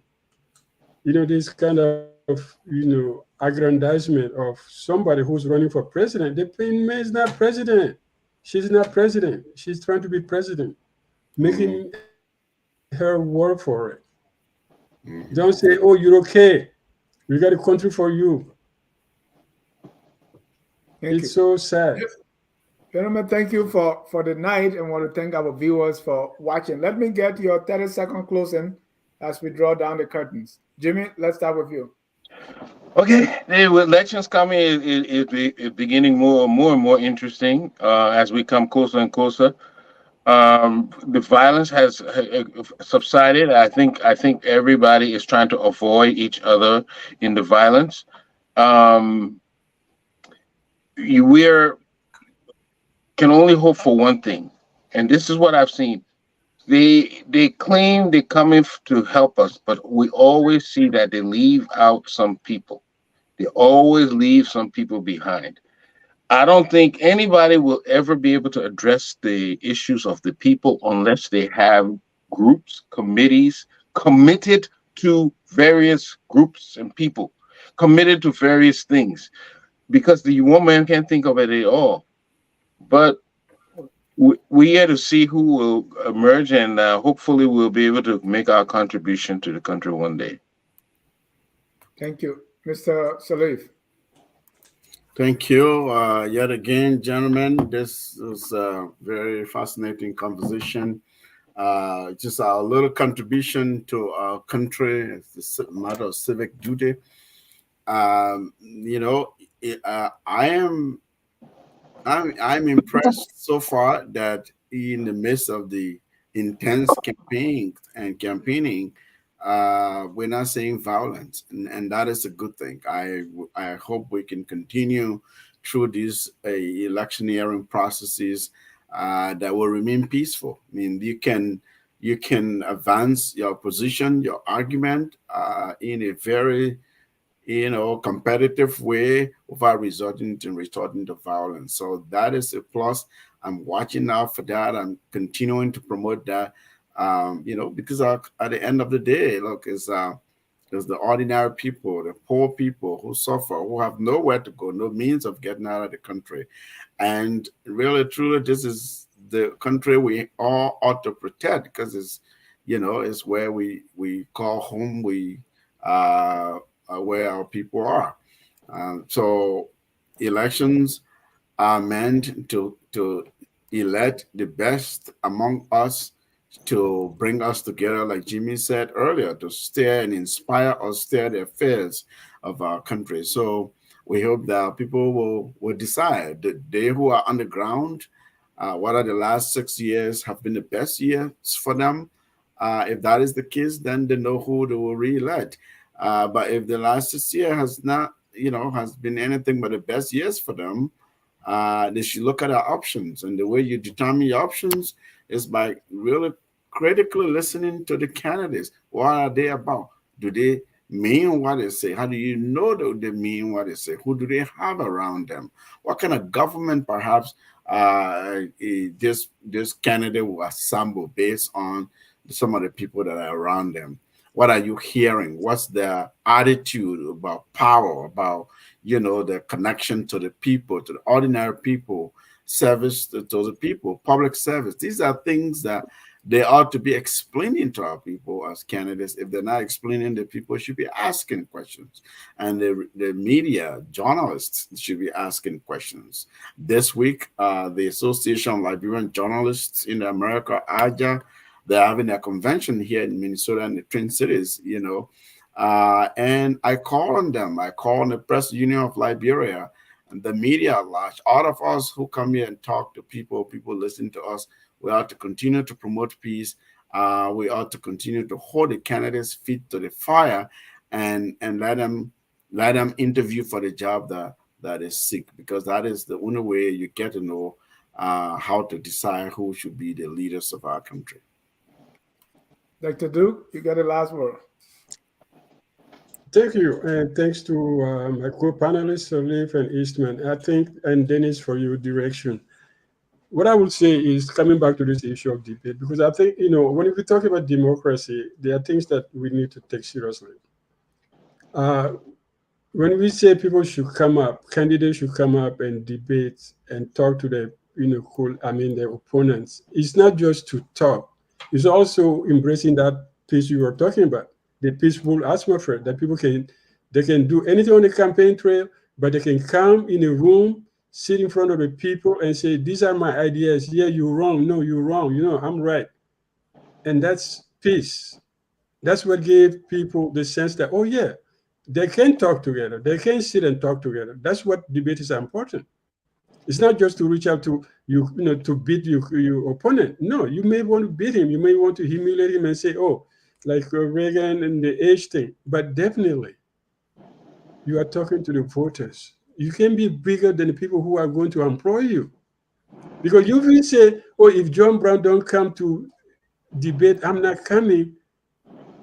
You forget the audience that is waiting for you to listen to you. There's one or two people who are sitting and say, oh, my candidate is going to be on the show tonight. I'm going to hear 2 or 3 things that I can take home.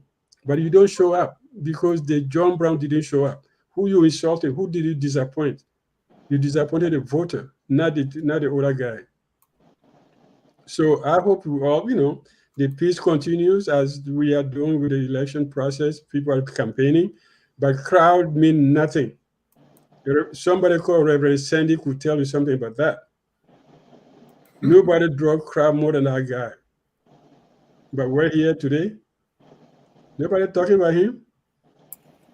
So do your work to reach out to people. And debate is the best way to reach out to people, especially people who are still on the fence and trying to decide. 60% of people who watch debate are sitting on the fence trying to decide where to go. If you don't get that, you know, you got it wrong. Thank you all.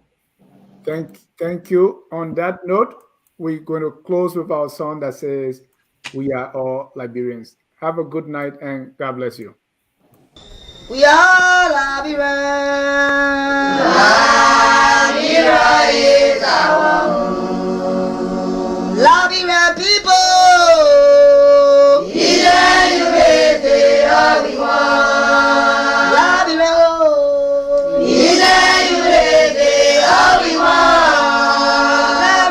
Liberia.